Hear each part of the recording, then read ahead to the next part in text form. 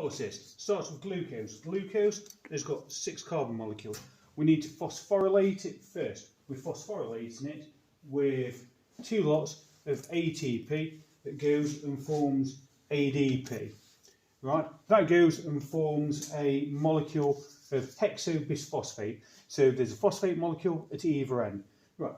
We've maintained those 6 carbon molecules, so it's still 6 carbons. Next stage is lysis, because this destabilizes it, and this breaks it down into 2 molecules of triose-phosphate.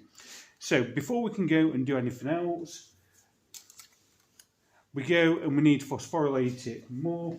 So we phosphorylate it with 2 lots of inorganic phosphate that just come from the cell. That will go and form 2 molecules of triose-phosphate.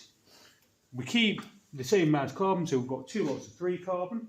We then need to go and reclaim back that ATP, so we've got the degradation and formation of ATP. So we go and we have 4 lots of ADP go and form 4 lots of ATP, so we get a net gain of 2 ATP, and we also go and have 2 lots of NADH being reduced when it goes and binds to the hydrogen. That goes and forms 2 molecules of pyruvate, which each have 2 3 carbon molecules each, so we've still got 6 carbon before it can enter the Krebs cycle.